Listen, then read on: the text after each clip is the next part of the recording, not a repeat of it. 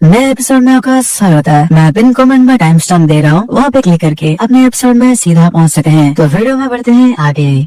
Episode की starting में हमें दिखाया जाता है अपना एमसी गॉड बन रहा होता है, लेकिन वो कहता है हे मेरे ऊपर वाले, मैं मूली जीवई डीएटी, मैं अपना गॉडहुड का चांस गिव अप करना चाहता हूँ। मैं मेरे 5000 सालों का कल्टीवेशन को गिव अप करना चाहता हूँ ताकि मैं वापस जा सकूँ टाइम में और मैं मेरे पास सेल्फ के लिए प्रायश्चित कर सकूँ। तो हम देखते हैं आसमान में कुछ होने लगता है और उधर से एक लाइट आता है और वहाँ पे रियलिटी बेंड होने लगती है। फिर से पता है हम देखते हैं मैं 2017 को एक बिल्डिंग पे बिजली आके लगा है, तो हम देखते हैं वहाँ पे एक पोर्टल खुलता है और पोर्टल में अपना एमसी आके जमीन पे गिरता है और वो अपने मन में सोचता है क्या मैं सक्सेसफुल हो गया, क्या मैं वापस आ चुका हूँ। फिर हम देखते हैं वो एक्सफुल होता है और वहाँ पे लोग इधर उधर घूम रहे होते हैं। भाई लौंडे को देख रहे हो, यहाँ पे तो भाई सेटिंग कर रहा है। बैक टू टॉपिक, हम देखते हैं अपना एमसी रो रहा होता है और वो अपने मन में सोच रहा होता है मदर मेरी छोटी बहन, मैं फाइनली वापस आ चुका हूँ अपने पापा के लिए प्रायश्चित करने के लिए। फिर अपना एमसी उठ जाता है और सोचता है झोसियांग, इस बार मैं तुम्हें मेरे फैमिली को हार्म करने के लिए अलाउ नहीं करूंगा। फिर सेंसिटिव कहता है हम देखते हैं लॉन्गसन यूनिवर्सिटी के डॉर्म में, वहाँ पे हम देखते हैं 1103 रूम नंबर। वहाँ पे हम अंदर का सीन देखते हैं, वहाँ पे अपना एमसी आ चुका होता है और वो क्लॉक को देखा है तो वहाँ पे 8 में 2017 चल रहा होता है। अपना एमसी अपने मन में सोचता है मुझे कैसे भी हो जल्दी से पैसे कमाना पड़ेगा ताकि मैं अपने फैमिली की किस्मत को चेंज कर सकूं। ऐसे की वो एक लैपटॉप निकाल लेता है और सोचता है लेकिन अभी के लिए मुझे जल्दी से थोड़े से पैसे चाहिए। लेकिन तभी वहाँ पे कुछ लौंडे आते हैं और वो कहते हैं मैंने सुना है आस पास एक नया कॉफी स्टॉल खुला है, तो चलो एक बार ट्राई करके आते हैं। तो और एक बंदा कहता है ऑलराइट। वो अंदर आते हैं और अपने एमसी को देखते हैं और उनमें से एक बंदा कहता है हे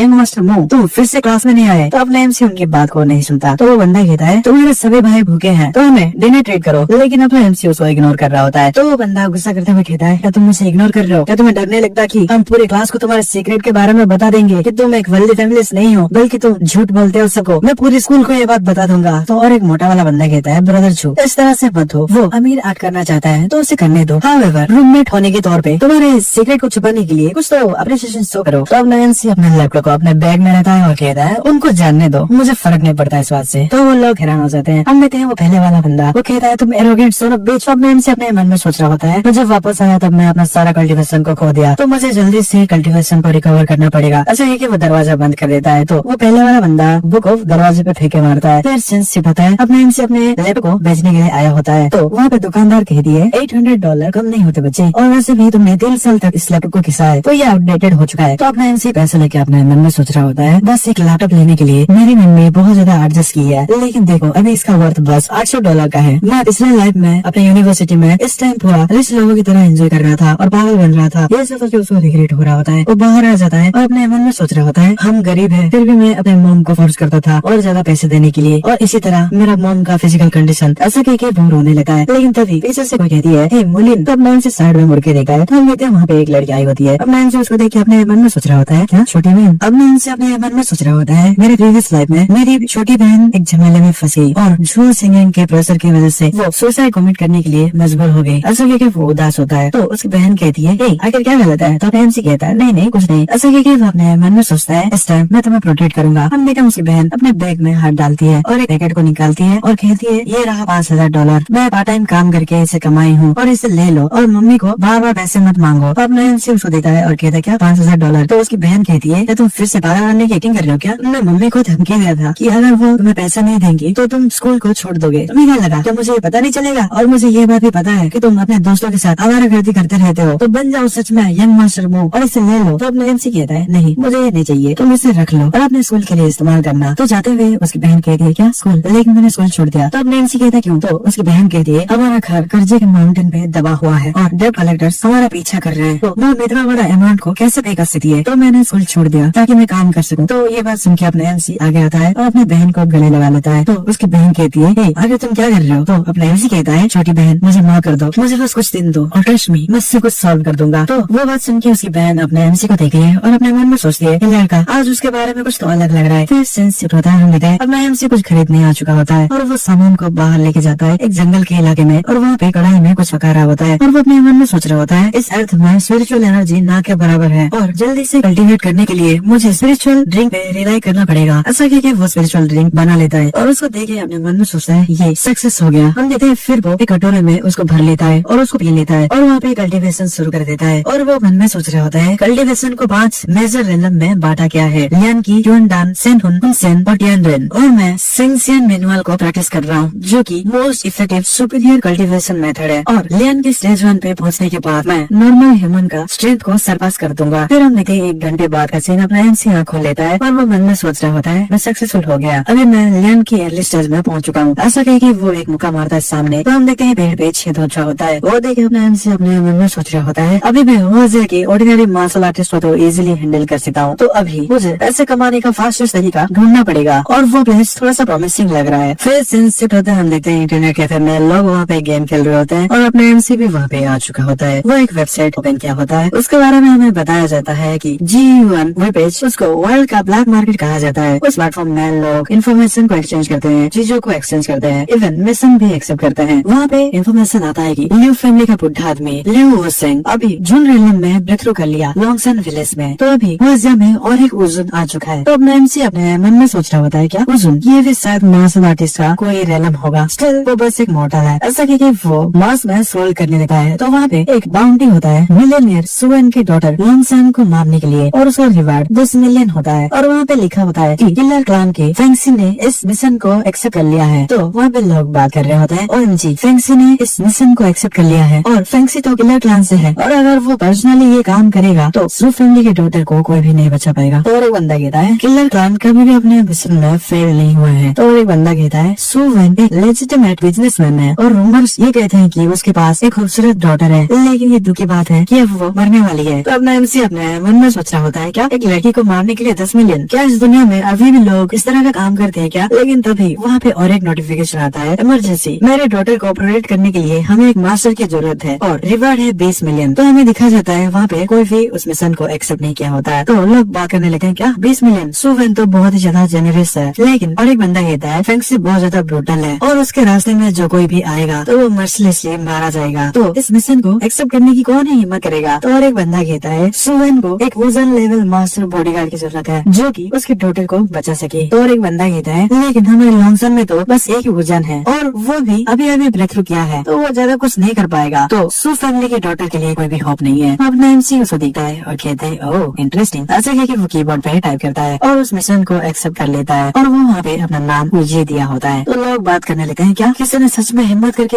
इस मिशन को एक्सेप्ट कर लिया है? उजी आखिर ये बंदा कहाँ से आया भाई और ये इतना ज्यादा फेयरलेस और डेयरिंग कैसे है? तो और एक बंदा हंसने लगता है और वो कहता है एक न्यूवी है जो कि इतना बड़ा किलर को चैलेंज कर रहा है। लेकिन अपना एमसी अपने हेडफोन को उतार देता है। तो तभी वहाँ पे अपने एमसी को कॉल आता है। तो अपने एमसी कॉल उठा के कहता है हेलो यस मैं हूँ उजी और मैं वांग्यो साइबर कैफे में हूँ, तो किसी को मुझे लेने के लिए भेजो। तो हम देखते हैं एक घर का सीन, वहाँ पे कोई कहता है क्या एक साइबर कैफे? तो वहाँ पे उसे सेक्रेटरी कहती है मास्टर क्या ये पर्सन रिलायबल है? तो वो बड़ा मास्टर कहते हैं हाँ ये मिरेकल है कि किसी ने इस मिशन को एक्सेप्ट किया है और जब वो यहाँ पे आएगा उसके बाद हम बाकी का डिस्कशन करेंगे। हम देखते हैं उसका परिचय होता है सुवेन और वो सू कॉर्पोरेट का प्रेसिडेंट होता है। फिर हम देखते हैं 1 आवर 30 मिनट बाद का सीन, वहाँ पे उनके घर के सामने एक रोल्स रॉयस आता है। तो अपना एमसी बाहर निकलता है और अपने मन में सोचता है ये घर तो बहुत ज्यादा बड़ा है। तो हम देखते हैं प्रेसिडेंट सू अपने मन में सोचता है ये लड़का तो बहुत ज्यादा यंग है। फिर वो कहता है तुम जरूर से उजी हो गए है ना, मैं हूँ सुवेन और मैंने ही उस मिशन को पहुँच लिया था, तो जल्दी से अंदर आ जाओ। तो अपना एमसी कहता है चलो पहले आसपास की जगह को देख लेते हैं। तो प्रेसिडेंट कहते हैं ऑलराइट चलते हुए हम बात करेंगे। ऐसा कहकर वो चलने लगते हैं। फिर वो प्रेसिडेंट कहते हैं मेरा बिजनेस वर्ल्ड में एक दुश्मन है जिसके साथ मैं सालों से फाइट करता हुआ आ रहा हूँ और कुछ टाइम पहले ही मैंने पुलिस को कॉल करके उसके इलीगल अर्निंग्स के बारे में रिपोर्ट कर दिया था और पुलिस सब उसको ढूंढ रही है और वो भागा फिर रहा है। लेकिन मैंने एक्सपेक्ट नहीं किया था कि रिवेंज लेने के लिए वो इस तरह का तरीके को आजमाएगा। फिर हम देखते हैं एमसी हर जगह को देख रहा होता है। फिर वो कहता है मिसेस सू आपका बिल्ला भले ही क्वाइट हो लेकिन इस जगह में लोग कम नहीं है। हम देखते हैं वहाँ पे बहुत सारे लोग बॉडीगार्ड्स छुपे हुए होते हैं। ये बात सुनकर प्रेसिडेंट सू हैरान हो जाते हैं और अपने मन में सोचते हैं ये बस एक ही बार यहाँ पे घुमा और इसने मेरे बॉडीगार्ड्स को भी नोटिस कर लिया। फिर अपने एमसी कहता है टॉप नॉच किलर्स के सामने ये लोग बस यूजलेस है। तो वहाँ पे उनकी सेक्रेटरी आती है और वो कहती है सर मास्टर लिन यहाँ पे आ चुके हैं। हम देखते हैं वहाँ पे एक बुढ़ा आया होता है और उसके साथ एक जवान लौंडा भी आया होता है। वो बूढ़ा होता है लिन वे और वो 62 ईयर का होता है, मिड रेंज मार्शल आर्टिस्ट। और उसके पीछे जो लौंडा होता है वो होता है झाओ चुआन और वो 26 साल का होता है और वो लिन वे का डिसाइपल होता है, एक लो रैंक मार्शल आर्टिस्ट। उसको देखे प्रेसिडेंट सो कहते हैं अंकल लिन झाओ चुआन। फिर वो बुढ़ा कहता है मैं और ज्यादा लोगों को हेल्प करने के लिए हायर करना चाहता था लेकिन जब उनको पता चला कि हमारा ओपोनेंट फेंगची है तो वो सबने मना कर दिया। तो प्रेसिडेंट सो कहते हैं लेकिन तो वो बुड्ढा कहता है लेकिन तुम गिव अप मत करो, तुम्हारा पिताजी मेरा एक अच्छा दोस्त था, तो मैं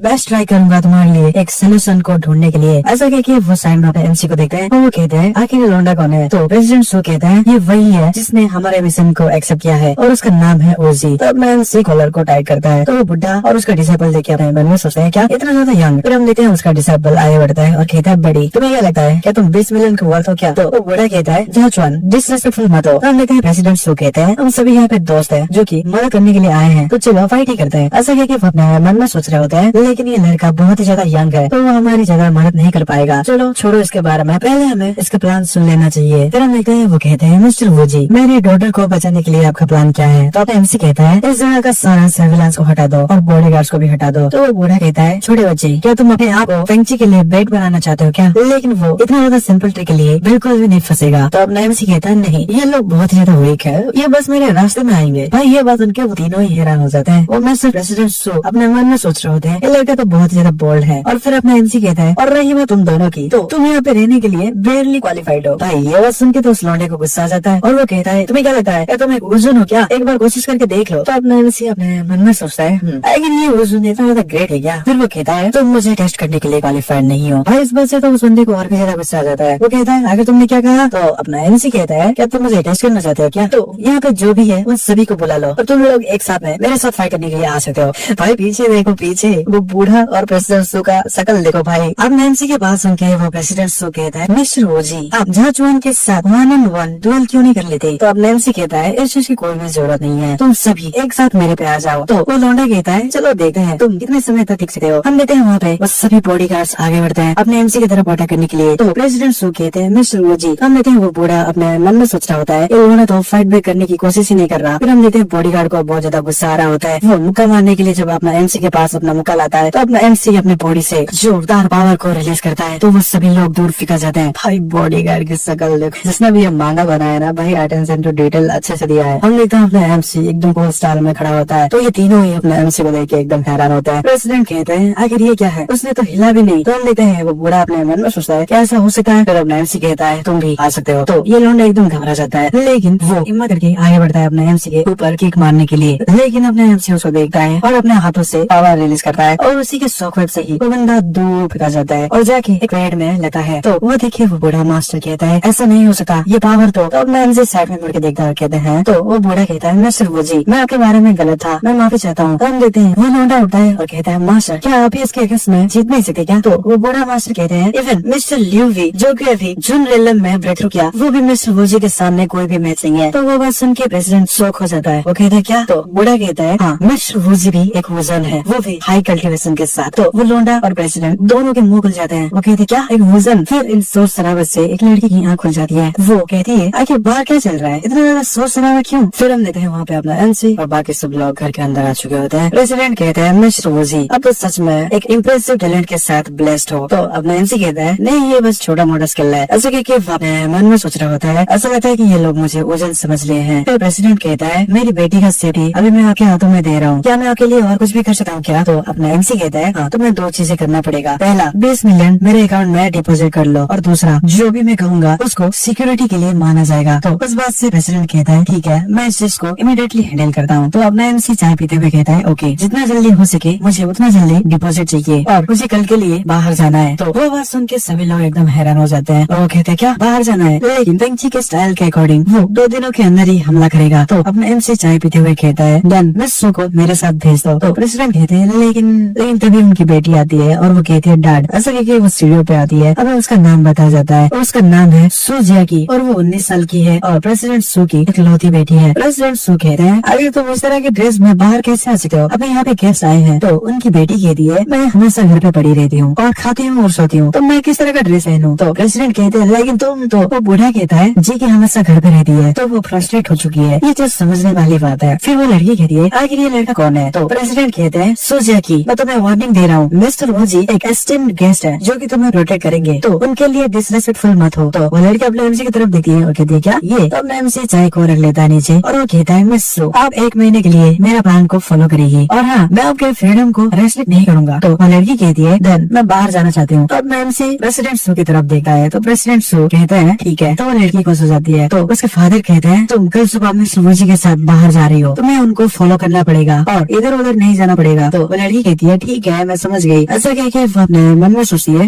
एक बार मैं बाहर निकल गई तो तुम्हें क्या लगता है क्या मैं इस तुच्छ बॉडीगार्ड की बात सुनूंगा। फिर सीन्स पता है अगले दिन में हम देखते हैं रोल्स रॉयस में अपना एमसी और वो लड़की बैठे होते हैं। अपना एमसी अपना फोन खुद से करता है तो 20 मिलियन युआन अपने एमसी के बैंक अकाउंट में आ चुका होता है। वो लड़की कहती है अंकल क्यों अब मैं मेट्रोपोलिस लेके चलिए, मैं बहुत समय से शॉपिंग नहीं की हूँ। तो अपना एमसी कहता है नहीं लॉन्गसन यूनिवर्सिटी में लेके चलो। तो वो लड़की अपने एमसी की तरफ देखती है और गुस्से में कहती है अंकल क्यों आगे आप इसके बाद वो बात सुन के उनका ड्राइवर कहता है आपके फादर ने मुझे क्लियरली कहा है कि आज के लिए मैं मिस्टर वोजी के प्लान को फॉलो करूंगी। तो वो लड़की कहती है अभी के अभी कार रोक दो, मैं खुद ही चली जाऊंगी। तो वो ड्राइवर अपने एमसी की तरफ देखता है तो अपना एमसी कहता है कार रोक दो। तो वहीं पे हम देखते हैं कार रुक जाती है। तो वो लड़की बाहर निकलती है और वो कहती है मैं अपने रास्ते चली, लेकिन भाई बीच रास्ते से वो जाएगी तो जाएगी कहाँ। फिर वो वापस से कार के अंदर आ जाती है और वो कार वापस से चलने लगता है। अब देखते हैं कार के अंदर उस लड़की को बहुत ही ज्यादा गुस्सा आ रहा होता है। अपना एमसी कहता है मेरी बात को सुनो, मुझे थोड़ा सा काम है। तो वो काम निपटाने तक तुम शांत रहना, कोई भी सीन खड़ा मत करना और उसके बाद तुम जहाँ जाना चाहोगे मैं तुम्हें फॉलो करूंगा। तो इसके बारे में क्या सोचते हो। तो वो बात सुन के वो लड़की सोचने लगती है और चुपचाप रहती है। फिर सीन छिपता हम देखते हैं अपने एमसी स्कूल में वो लड़की उतर चुकी होती है। वो कहती है अब तुम इस जगह रहते हो क्या, ये तो कुछ अच्छा नहीं है। तो अपने एमसी भी कार से उतरता है। तो वो लड़की कहती है हे तुम। तो हम देखते हैं वहाँ पे हॉस्टल के लौंडे लड़की को देख के पागल हो जाते हैं। वो कहते हैं हे सुंदरी कहाँ जा रहे हो, सुंदरी सुंदरी तुझे नाव का है, इधर इधर हमारी तरफ देखो। भाई लौंडा बकेट पी के बुला रहा है। फिर अपने एमसी कहता है मेरे साथ आओ। तो वो लड़की कहती है आखिर मैं इस तरह की जगह में क्यों ही जाऊँ। तो ड्राइवर आता है और वो कहता है मास्टर ने कहा है कि आपको हर वक्त मिस्टर वोजी के साथ में रहना है। तो अपने एमसी कहता है अगर तुम्हें शॉपिंग करने जाना है तो तुम मुझे फॉलो करो। तो वो लड़की अपने एमसी के साथ आगे बढ़ती है और वो अपने एमसी के डॉर्म रूम के बाहर आ चुकी होती है और वो हर तरफ देख रही होती है। वो आगे देखती है और कहती है उफ ये कितना ज्यादा डिस्गस्टिंग है, क्योंकि हम देखते हैं वहाँ पे लौंडे चड्डी में ही गेम खेल रहे होते हैं। वहाँ पे एक लौंडा कहता है यो यंग मास्टर मूव तुम वापस आ गए और तुम्हारे साथ तो अभी एक लौंडिया भी आई है। हाँ बुरा नहीं है। तो और एक बंदा कहता है हे सुंदरी क्या तुम हमारे साथ खेलोगे। तो और एक लौंडा कहता है हाँ इसने सही कहा। तो हम देखते हैं वो लड़की थोड़ा सा घबरा जाती है और वो अपने एमसी के पीछे छुप जाती है। तो अपना एमसी कहता है तुम सभी लोग बहुत ज्यादा बुरे हो। तो वो लौंडे कहने लगे हैं आखिर तुम किस तरह का चेहरा बना रहे हो, हम तो बस थोड़ा सा मजा करना चाहते हैं। फिर वो मोटा वाला बंदा कहता है हाँ तुम बस इसे मजा के तौर पर लो, हम तो दोस्त है ना। तो और एक बंदा कहता है हाँ इसने सही कहा। तो अपना एमसी गुस्से में कहता है ऑल राइट तो मैंने ये शुरू किया है। ऐसा कह के वो अपने पावर को रिलीज करता है और एक इल्यूजन बना लेता है। इल्यूजन में हम देखते हैं स्केलेटन उनको बोल रहे होते हैं मुझे अपना लाइफ दे दो, मुझे अपना लाइफ दे दो और मारे जाओ। तो वो बंदे घबरा जाते हैं और वो कह रहे होते हैं प्लीज हमें माफ कर दो, प्लीज हमें मत मारो, मैं माफी चाहता हूँ। फिर हम देखा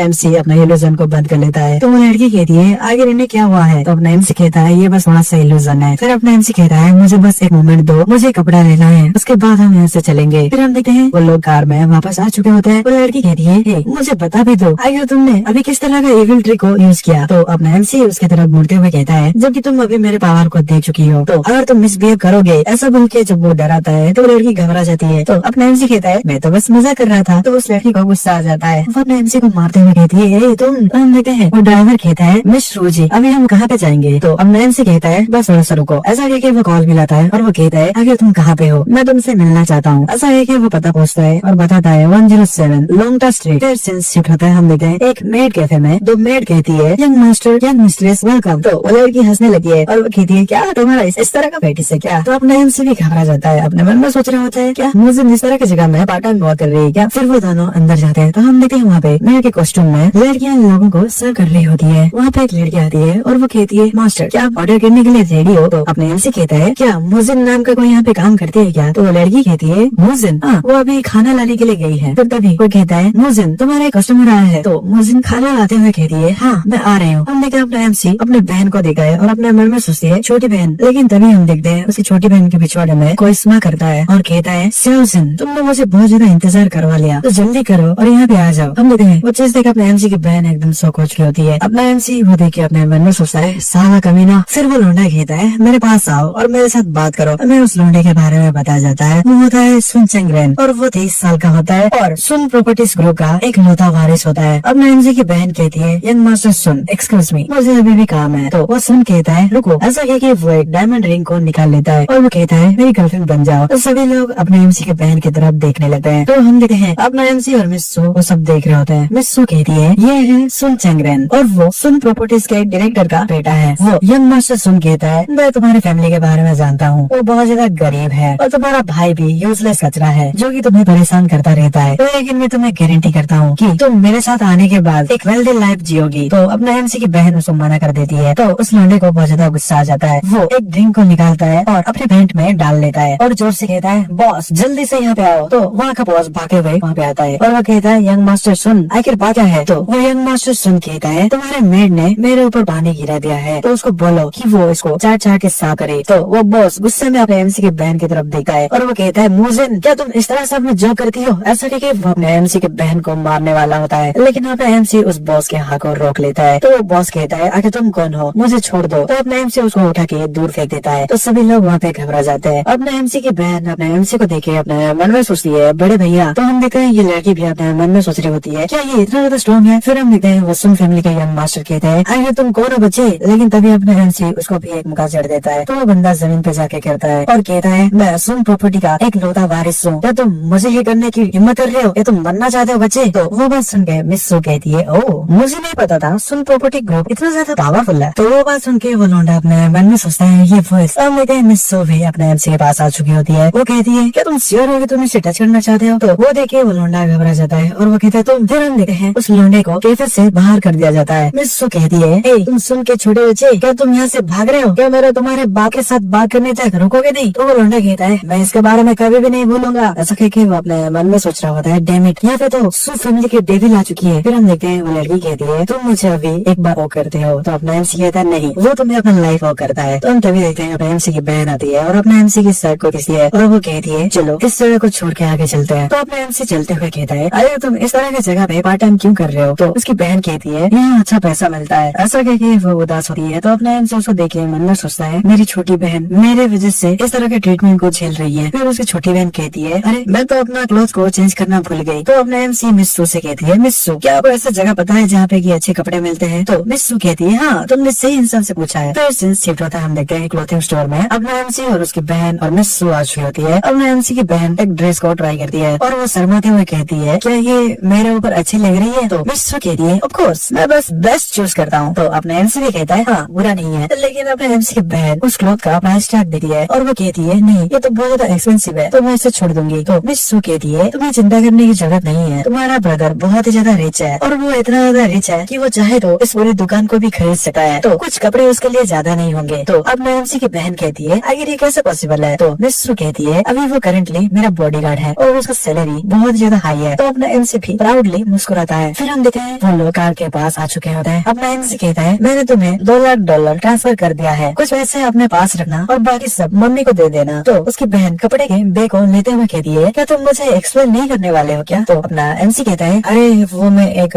मिस्टीरियस मास्टर से मिला था और वो मुझे ज्ञान दिए और मार्शल आर्ट सिखाए और इसी वजह से मैं चेंज हो चुका हूँ। तो अपना एमसी की बहन कहती है, और तुम्हें क्या लगता है, क्या मैं इस बुलशिट बातों को बिलीव करूंगी। तो अपना एमसी कहता है, छोटी बहन मैं सच में बदल चुका हूँ। तो उसकी बहन कहती है, एक पर्सन बिना किसी रीजन के नहीं बदलता। ऐसा कह के वो जब अपने एमसी को देखती है तो अपने एमसी कुछ समझ नहीं आता। तो उसकी बहन हंसने लगती है और वो कहती है, इसे भूल जाओ, ये अच्छा हुआ कि तुम बदल चुके हो, मैं इसके बारे में आज मॉम को बताऊंगा। तो अपना एमसी कहता है, उन्हें बता देना कि मैं माफी मांगना चाहता हूँ। तो अपने एमसी की बहन कहती है, तुम खुद उनसे कह लेना। फिर मिस सू कहती है, हे मुझे हैरानी हो रही है कि हमारा यंग मास्टर मो अपने सिस्टर से बहुत ज्यादा ऑब्सेस्ड है। तो अपना एमसी वो बात सुन के प्लस करता है। फिर वो दोनों गाड़ी में बैठे हैं। तो मिस सू कहती है, मैंने आज तुम्हें बहुत ज्यादा मदद किया, तो तुम किस तरह से मुझे रिपे करोगे। तो अपना एमसी कहता है, मैं तुम्हें फॉलो करूंगा, तुम आज जहाँ भी जाना चाहोगी मैं तुम्हारे साथ रहूंगा। तो लड़की कहती है, यस। ऐसा कह के बजाने लगते हैं। फिर वो कहती है, मुझे शॉपिंग जाना है। फिर वो लोग शॉपिंग करने के लिए पहुंच चुके होते हैं शॉपिंग मॉल में। फिर दिन से एकदम शाम हो जाता है और अपना एमसी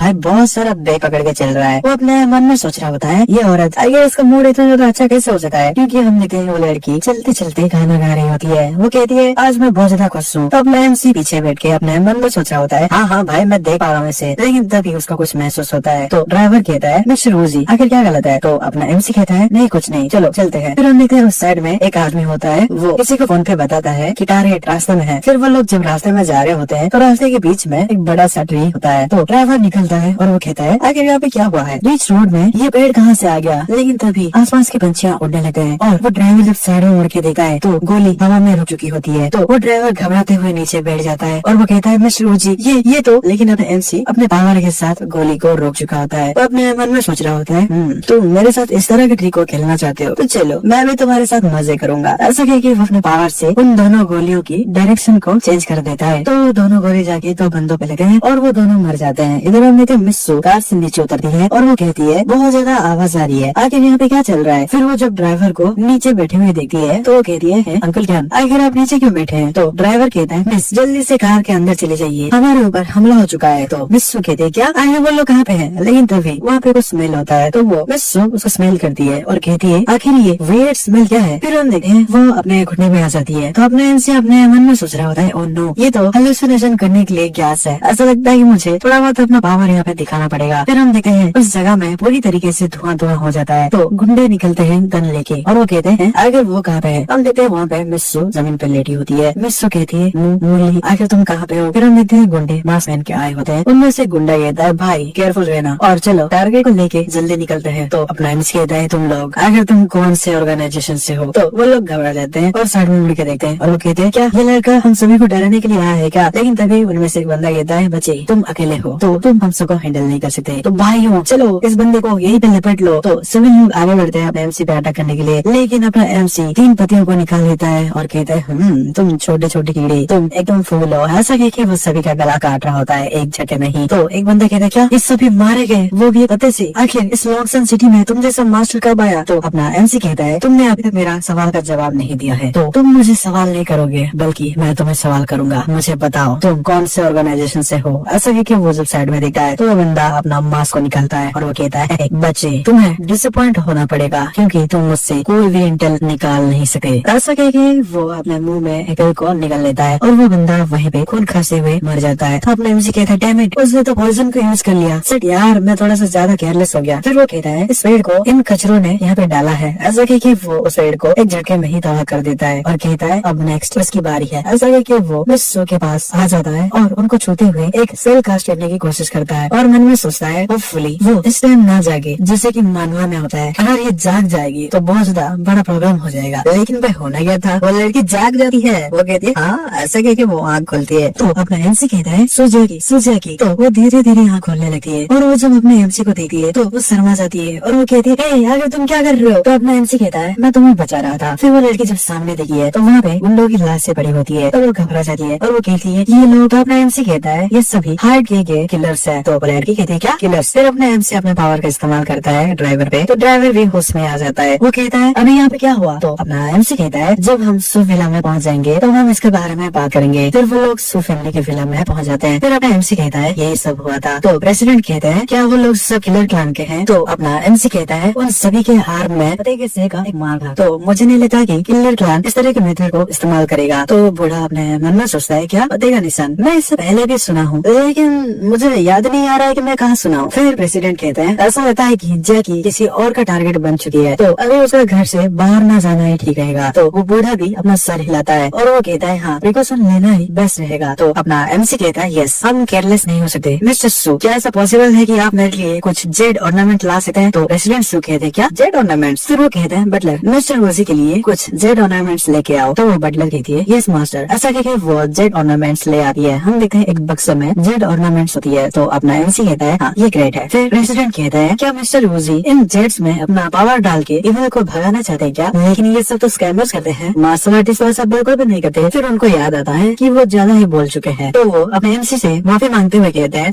सॉरी मैं कुछ ज्यादा ही बोल गया। तो अपना एमसी भी उनको देख के स्माइल करता है। फिर सीन शिफ्ट होता है, हमने कहा एमसी अपने पावर का इस्तेमाल कर रहा होता है उन जेड ऑर्नामेंट में और फिर वो मिस सू के दरवाजे को नॉक करता है। तो मिस सू दरवाजा खोलती है और वो कहती है इतनी रात में तुम्हें क्या चाहिए। तो अपना एमसी कहता है इसे लो और इसे हमेशा पहन के रखना। तो इस बात से मिस सू बहुत ज्यादा शर्मा जाती है और वो कहती है क्या मैं इसे हमेशा पहन के रखूं, आखिर तुम इससे चाहते क्या हो। फिर हम दिखाए अपना एमसी नीचे आ चुका होता है एक रेड बॉक्स को लेके। तो वो चीज देखे प्रेसिडेंट सू कहते हैं मिस जी आखिर ये क्या है। तो अपना एमसी कहता है बॉडीगार्ड जरा मुझे अपना गन देना। तो बॉडीगार्ड अपने एमसी को गन दे देता है। तो अपना एमसी वो जे पेंडेंट को ऊपर थ्रो करता है और उसे गोलियां चलाने लगता है। लेकिन वो गोली जब उस पेंडेंट पे जाकर लगता है तो वो रेबल हो जाता है। तो उस बात से वो बूढ़ा एकदम हैरान हो जाता है। वो कहता है अमेजिंग। लेकिन हम तभी देखते हैं वो जे पेंडेंट टूट जाता है। तो प्रेसिडेंट सू कहते हैं अच्छा तो बस इससे एक ही बार इस्तेमाल किया जा सकता है। तो बूढ़ा आदमी कहता है एक बार यूज मतलब एक लाइफ मिलने के बराबर का है और इस टाइप का ट्रेजर ज्यादा समय तक नहीं टिके। तो अपना एमसी कहता है नहीं इस पेंडेंट का पर्पज बस इल्यूजन के लिए है और इसी वजह से ये बस एक ही बार इस्तेमाल किया जा सकता है। तो इस बात से दोनों ही हैरान हो जाते हैं और वो कहते हैं क्या। तो अपना एमसी कहता है कि ये देखो ये है ओरिजिनल प्रोडक्ट्स और इसे 4-5 बार इस्तेमाल कर सकते हैं। तो वो बूढ़ा कहता है क्या अनबिलीवेबल। फिर हम देखते हैं प्रेसिडेंट सू वो जे पेंडेंट लेके कहते हैं मिस्टर ओजी क्या ऐसा पॉसिबल हो सकता है कि इनमें से एक आप मेरे डॉटर को दे दो। तो अपना एमसी कहता है मैंने सुजियागी को पहले ही दे दिया है ये सब। तो मिस्टर सू क्या आप इस जे टूर्नामेंट को मेरे मदर और मेरे सिस्टर तक पहुंचा सकते हैं क्या, और बाकी बचा हुआ एक अपने पास रख लेना। तो प्रेसिडेंट सू कहते हैं श्योर मैं इसे इमीडिएटली करवाता हूँ। तो अपना एमसी कहता है आपका बहुत बहुत शुक्रिया। फिर सिंस